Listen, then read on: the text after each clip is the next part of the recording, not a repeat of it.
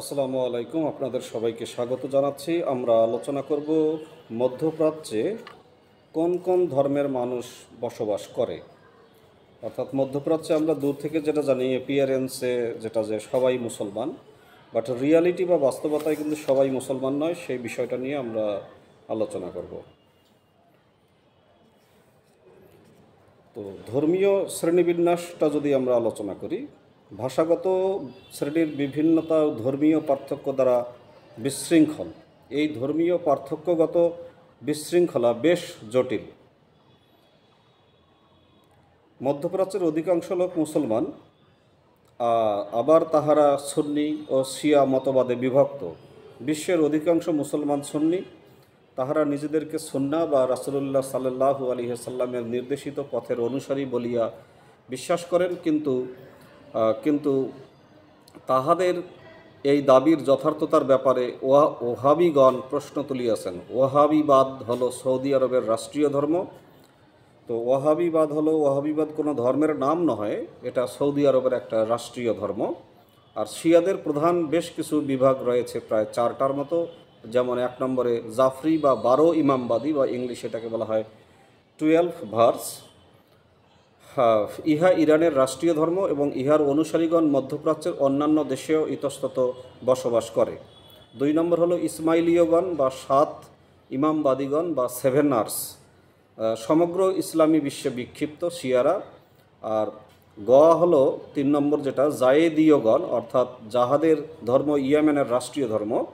আর 4 নম্বরে হলো আলাবীয়গণ, যাহারা উত্তর সিরিয়ায় বাস করে। অর্থাৎ আমরা দেখলাম যে মধ্যপ্রাচ্যে সিরিয়ার লোকেরা যে ধর্ম পালন করে, ইয়েমেনের লোকেরা সে ধর্ম পালন করে না। আবার মধ্যপ্রাচ্যের ইরানে যে ধর্ম পালন করা হয়, মধ্যপ্রাচ্যের অন্যান্য অনেক দেশে সেরকম ধর্ম পালন করা হয় না। অর্থাৎ ইসলামের মধ্যে অনেকগুলো ফেরকা বা এই বিভেদের কারণে, এই বিভেদগুলোকে যেহেতু মধ্যপ্রাচ্যের লোক কন্ট্রোল করতে পারে না, তাই এই মধ্যপ্রাচ্যে এই যুদ্ধ বিগ্রহগুলো বারবার আমরা লক্ষ্য করতেছি। তো সফিগণ ইসলামী সমাজের অন্তর্ভুক্ত, তাহারা কোনো পৃথক মতবাদ সৃষ্টি করে নাই। কিন্তু উলামাগণ বা ইসলামের ধর্মীয় পণ্ডিতগণ তাহাদের অতীন্দ্রিয় মরমীবাদের যথার্থতায় সন্দেহ প্রকাশ করেন।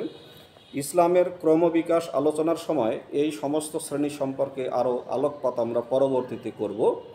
এই অঞ্চলের অমুসলিম ধর্মগুলি সম্পর্কে কোনো জ্ঞান না থাকলে মধ্যপ্রাচ্যের কোনো ভূমিকাই সম্পূর্ণ হইবে না। এই জন্য মধ্যপ্রাচ্যে মুসলমান বাদে অন্যান্য ধর্মাবলম্বী কারা বাস করে সেটা আমাদের জানা খুবই প্রয়োজন বলে মনে করছি। আর পরবর্তীতে আমরা এই অন্যান্য বিষয়গুলো নিয়ে আলোচনা করব। তো এখানে মধ্যপ্রাচ্যের ধর্মীয় ক্ষেত্রে সংখ্যালঘু হইল খ্রিস্টানগণ। মধ্যপ্রাচ্যে খ্রিস্টানগণ 4 ভাগে বিভক্ত। এক হলো প্রাচ্যদেশীয় সনাতন গির্জা বা ইস্টার্ন অর্থোডক্স চার্চ। দুই হলো ওরিয়েন্টাল চার্চ বা এটাকে বলা হয় প্রাচ্যদেশীয় গির্জাসমূহ। আবার এ বাদেও আছে মিশরের কিপ্তি গির্জা বা the Coptic church of Egypt, আছে সিরিয়া গির্জা, আর্মেনীয় গির্জা আছে, নেস্তারীয়গণ বা দ্য নেস্টোরিয়ানস আছে, রোমান ক্যাথলিক আছে, অ্যাংলিকান আছে এবং প্রটেস্টান্ট আছে। আর এগুলো বাদেও আরও যে অন্যান্য অমুসলিম ধর্মসমূহের মধ্যে যারা অনেকটা সংখ্যালঘু, তারা হলো দ্রুজ বা দ্রুজিগণ, ইয়াজিদি, সাবিয়ানস, বাহাইগণ। তো এরকম বেশ কয়েকটি ধর্ম আছে মধ্যপ্রাচ্যে ইসলামবাদীও, যার কারণে যেহেতু ইসলামের মাঝেই অনেকগুলো ফেরকা বা বিভক্তি রয়েছে, এ কারণে মধ্যপ্রাচ্যের লোকগুলো একে অপরের সাথে কখনো ইউনাইটেড থাকতে পারে না। তো আমরা আলোচনা করছি মধ্যপ্রাচ্যে খ্রিস্টানগণ যেহেতু 4টি সম্প্রদায়ে বিভক্ত। 1 নম্বর সম্প্রদায়ের মধ্যে হলো প্রাচ্যদেশীয় সনাতন গির্জা বা ইস্টার্ন অর্থোডক্স চার্চ। তো সেই চার্চের মধ্যে ইহা প্রাচ্যের 4টি প্রাচীন নগরী হইতে উদ্ভূত: কনস্ট্যান্টিনোপল, বর্তমানে যেটা ইস্তাম্বুল তুরস্কের; আলেকজান্দ্রিয়া মিশরের; অ্যান্টিওক ও বর্তমান জেরুজালেম। এগুলি 1054 খ্রিস্টাব্দে পাশ্চাত্য গির্জা হইতে পৃথক হইয়া গিয়াছে। পরবর্তীকালে এই গির্জা গ্রিক সনাতন বা গ্রিক অর্থোডক্স, রুশ সনাতন বা রাশিয়ান অর্থোডক্স ইত্যাদি প্রথায় বিভক্ত হইয়াছে এবং প্রত্যেকটি নিজ নিজ স্বাধীন গির্জার অধিকারী বা অটোসেফালাস বলা হয়, এবং প্রত্যেকটির নিজস্ব ধর্মযাজক রয়েছে। তবে কনস্ট্যান্টিনোপলের ধর্মযাজকের অনুসারীগণ আরব ও গ্রিক, আর অ্যান্টিওক ও জেরুজালেমের ধর্মযাজকের অধিকাংশ খ্রিস্টান ও আরব। অ্যান্টিওক ধর্মযাজকের কেন্দ্রস্থল হলো সিরিয়ার দামেস্ক, যেটা আমরা সিরিয়াতে জানি যে ম্যাক্সিমাম লোক মুসলমান, কিন্তু খ্রিস্টান ধর্মাবলম্বী লোকও এই দেশে রয়েছে। আচ্ছা, প্রাচ্যদেশীয় গির্জাসমূহের মধ্যে হলো এই সম্প্রদায়ের অনেকগুলি শাখা রয়েছে। ওরিয়েন্টাল চার্চ যেটাকে বলি, 1 নম্বর হলো মিশরের কিপ্তি গির্জা বা the Coptic church of Egypt. এই গির্জা, যাহার ধর্মযাজক কায়রোতে, মিশরের রাজধানী কায়রোতে বসবাস করেন, কলসেডন পরিষদ বা কাউন্সিল অফ কালসেডন সিদ্ধান্ত প্রত্যাখ্যান করিয়া মনোফিজাইট হইয়া যান। মনোফিজাইটগণ যীশুখ্রিস্টের একাত্মতার উপর গুরুত্ব আরোপ করেন। ইহা ইথিওপিয়ার গির্জার মতো, অর্থাৎ আফ্রিকা মহাদেশের ইথিওপিয়ার গির্জার মতো। তবে পার্থক্য এই যে মিশরে স্তোত্রমালা হইল কিপ্তি ও আরবি ভাষায়, আর উল্লেখ করা যাইতে পারে যে কিপ্তিদের ভাষা আরবি, স্তোত্রমালার কিছু অংশে কিপ্তি ভাষা ব্যবহৃত হইয়াছে মাত্র। আর প্রাচ্যদেশীয় গির্জার মধ্যে 2 নম্বর গির্জা হলো সিরীয় গির্জা, যাহাকে জ্যাকোবাইটও বলা হয় বা জ্যাকোবাইট বলা হয়। এই গির্জাও মনোফিজাইট এবং সিরিয়ার হোমসে বসবাসকারী অ্যান্টিওক ধর্মযাজক দ্বারা প্রতিষ্ঠিত হয়। ইহার স্তোত্রমালা সিরিয়াক ভাষায় পরিচালনা করা হয়। 3 নম্বর গির্জা হলো এই প্রাচ্যদেশীয় গির্জা বা ওরিয়েন্টাল চার্চের গির্জার মধ্যে 3 নম্বর গির্জা হলো আর্মেনীয় গির্জা। প্রায়শই গ্রেগরিয়ান নামে উল্লেখিত এই গির্জা প্রাচ্যদেশীয় সনাতনের অনুসারী। আর্মেনিয়ার ইসমিজিন ক্যাথলিক বা ক্যাথলিকস অফ ইসমিজিন ইহার গুরুত্বপূর্ণ ধর্মযাজক। ইহা একটি জাতীয় গির্জা, কারণ ককেশাসে আর্মেনীয়দের জাতিগত অস্তিত্ব ছিল। সুদীর্ঘ ইতিহাসে তাহারা প্রথমে বাইজেন্টাইন পারস্য যুদ্ধ ও পরে ওসমানীয় পারস্য যুদ্ধের মাঝখানে পতিত হয়। ফলে বিগত শতাব্দীগুলিতে তাহারা ওসমানীয় ও পারস্যবাসী উভয়ের এবং পরে রুশদের অধীনস্থ হইয়া পড়ে। রাশিয়ার বলশেবিক বিপ্লব, অর্থাৎ 1917 সালের যে বলশেবিক বিপ্লব, সেই বিপ্লবের ফলে ইরভানকে রাজধানী করিয়া আর্মেনীয় সোভিয়েত প্রজাতন্ত্রের প্রতিষ্ঠা লাভ করে। ইহা ছাড়া আর্মেনীয় সম্প্রদায়গুলোর মধ্যপ্রাচ্যের বিভিন্ন দেশে বিভক্ত। আচ্ছা, তারপরে হলো নেস্তোরীয় বা দ্য নেস্টোরিয়ানস, এটা প্রাচ্যদেশীয় গির্জার 4 নম্বর ভাগ।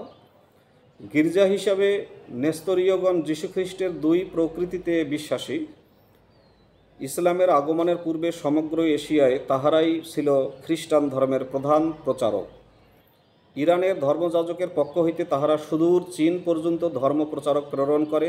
জাতি হিসেবে তাহাদিগকে আসিরীয় বলা হয় বা অ্যাসিরিয়ান যেটা বলি, এবং তাহারা কথা বলে সিরীয় ভাষায়, যাহা সেমিটিক ভাষাগোষ্ঠীর অন্তর্ভুক্ত। তাহাদের ধর্মযাজক মারসিম্মুম বা মার সিম্মুম পার্থিব ও ধর্মীয় শাসনকর্তা। শতাব্দীর পর শতাব্দী ধরিয়া কৃষিজীবী সিরীয়গণ ইরানের আধিপত্যে বসবাস করিত। শতাব্দীর পর শতাব্দী ধরিয়া তারা বাস করত। আর অপরদিকে জিলো নামে পরিচিত পাহাড়ি অধিবাসীগণ তুর্কিদের অধীনে বাস করত। প্রথম মহাযুদ্ধের সময়, অর্থাৎ 1914 থেকে 1918 সালের মধ্যে উভয় শ্রেণী আন্তর্জাতিক কোন্দলের শিকারে পতিত হয়। মধ্যপ্রাচ্যে সর্ববৃহৎ আসিরীয় বসতি হইল ইরান এবং ইরাকে, অর্থাৎ আসিরীয়রা বর্তমানে ইরান এবং ইরাকে বসবাস করে, আসিরীয় সভ্যতার অধিবাসীরা। আচ্ছা, এ বাদেও তাহলে আমরা আলোচনা করলাম প্রাচ্যদেশীয় গির্জা, সনাতন গির্জা, আর প্রাচ্যদেশীয় গির্জাসমূহের মধ্যে 4 ভাগ শিখলাম, এবং আরেকটা ভাগ আছে রোমান ক্যাথলিক গির্জা। এই রোমান ক্যাথলিক গির্জার মধ্যে তাহারা 2 শ্রেণীতে বিভক্ত। এক শ্রেণী ল্যাটিন রীতি অনুসরণ করে এবং তাহারা মধ্যপ্রাচ্যে বসবাসকারী ইউরোপীয় রোমান ক্যাথলিক। বিভিন্ন সনাতন ও প্রাচ্যদেশীয় গির্জায় ব্যক্তিগত ধর্মান্তরিত লোকদের লইয়া ইহা গঠিত। আরেকটি শ্রেণী এবং অপেক্ষাকৃত বৃহৎ শ্রেণী হইল ইউনিয়েট গির্জা বা ইউনিয়েট চার্চ। এই নাম দেওয়া হয় সনাতনীদিগকে, যাহারা পোপের আধিপত্য স্বীকার করেন, কিন্তু অপরদিকে উপাসনায় প্রাচ্যদেশীয় রীতিনীতি পালন করিতে পারেন। তাহাদের ধর্মযাজক বিবাহ করিতে পারেন। মোটামুটিভাবে ইউনিয়েটগণ তাহাদের মৌলিক জাতীয় নীতিতে বিশ্বাসী এবং তাহাদের নিজস্ব ধর্মযাজকও আছে। এইগুলি হইল গ্রিক ক্যাথলিক, সিরীয় ক্যাথলিক ও আর্মেনীয় ক্যাথলিক, কল্ডীয় ক্যাথলিক বা নেস্তোলিয়ান, কিপ্তি ক্যাথলিক ও মেরোনাইট ক্যাথলিক বা ম্যারোনাইট ক্যাথলিক। এই ম্যারোনাইট ক্যাথলিক সর্ববৃহৎ উপবিভাগ এবং রীতি অনুসারে লেবানন প্রজাতন্ত্রের প্রেসিডেন্ট নিযুক্ত হন এই বিভাগ হইতে। অর্থাৎ আমরা যে জানি যে লেবাননে মধ্যপ্রাচ্যের দেশ, প্রচুর মুসলমান রয়েছে, এ কথাটা যেমন সত্য, তেমনি খ্রিস্টানরাও রয়েছে। এ কারণেই কিন্তু মধ্যপ্রাচ্যে এই নানাবিধ গণ্ডগোলগুলো রয়ে গেছে। এই বাদে 4 নম্বর একটা গির্জা আছে ঘ নম্বরে, সেটা হলো অ্যাংলিকান এবং প্রটেস্টান্ট গির্জা। অ্যাংলিকানদের কাজ হইল মধ্যপ্রাচ্যের ব্রিটিশ সম্প্রদায়গুলি এবং প্রাচ্যদেশীয় ধর্মান্তরিতদের নেতৃত্ব প্রদান করা। এই দলে কিছু ধর্মান্তরিত মুসলমান ও ইহুদিও রহিয়াছে। আর প্রটেস্টান্ট গির্জাগুলির উদ্ভব হইয়াছে ঊনবিংশ ও বিংশ শতাব্দীর আমেরিকার গির্জাগুলির মিশনারি কার্যাবলী হইতে। ইহার সদস্যবৃন্দ হইল প্রাচ্যদেশীয় গির্জা এবং ইসলাম, ইহুদি ও জরুথস্ত্র ধর্ম হইতে দীক্ষিত লোকজন। মধ্যপ্রাচ্যের আরেকটি অমুসলিম ধর্ম হইল ইহুদি ধর্ম। ইহুদি ধর্ম যাহা ইসরায়েল রাষ্ট্র প্রতিষ্ঠার ব্যাপারে বিশেষভাবে কাজ করিয়াছে। মধ্যপ্রাচ্যের মূল ইহুদি অধিবাসীদের সকলেই সেফারডিম সম্প্রদায়ভুক্ত। অপরদিকে ইসরায়েলে বসবাসকারী আশকেনাজিম সম্প্রদায়ভুক্ত সকলেই ইউরোপ হইতে সদ্য আগত। সৌদি আরব, জর্ডান ও ইয়েমেন ব্যতীত মধ্যপ্রাচ্যের অধিকাংশ দেশেই ছোট ছোট ইহুদি সম্প্রদায়ভুক্ত লোকজন আছে বলিয়া দাবি করা হয়। মধ্যপ্রাচ্যের তৃতীয় অমুসলিম ধর্ম হইল আরব বিজয়ের পূর্ব পর্যন্ত পারস্যবাসীদের জরথস্ত্র ধর্ম বা অগ্নি উপাসক ধর্ম। ইহা ইহুদি ধর্ম, বিশেষভাবে খ্রিস্টান ধর্ম ও ইসলামকে প্রভাবান্বিত করিয়াছে। ইহার 2টি শাখা মিথ্রাইজম ও ম্যানিচেনিজম। খ্রিস্টানদের মতো রোমান সাম্রাজ্যের নাগরিকদের ধর্মীয় আনুগত্য দাবি করে। আরব বিজয়ের পর যাহারা নিহত হয় নাই বা ধর্মান্তরিত হয় নাই, তাহাদের একটি বিরাট অংশ ভারতবর্ষে পলায়ন করিয়া ভারত ও পাকিস্তানে পার্সি সম্প্রদায়ের সৃষ্টি করিয়াছে। এই যে রতন টাটা মারা গেল, সেই রতন টাটা কিন্তু পার্সি সম্প্রদায়ের। জরথস্ত্রদের একটি ক্ষুদ্র অংশ এখনও ইরানে বাস করে। আর এগুলোই। আর মধ্যপ্রাচ্যের অন্যান্য অমুসলিম ধর্মসমূহের মধ্যেও আরও বেশ কিছু ধর্ম রয়েছে: দ্রুজ ধর্ম, ইয়াজিদি ধর্ম, সাবিয়ান ধর্ম এবং বাহাইগণ। তো আমরা পরবর্তী ভিডিওতে দ্রুজ ধর্ম, ইয়াজিদি ধর্ম, সাবিয়ান ধর্ম এবং বাহাই ধর্ম সম্পর্কে বিস্তারিত আলোচনা করব। সবাই ভালো থাকবেন। ভিডিওটি ভালো লাগলে কমেন্ট করবেন বা লাইক করবেন বা চ্যানেলটি সাবস্ক্রাইব করবেন। সবাইকে অসংখ্য ধন্যবাদ। এই চ্যানেলটি একটি সম্পূর্ণ শিক্ষামূলক চ্যানেল।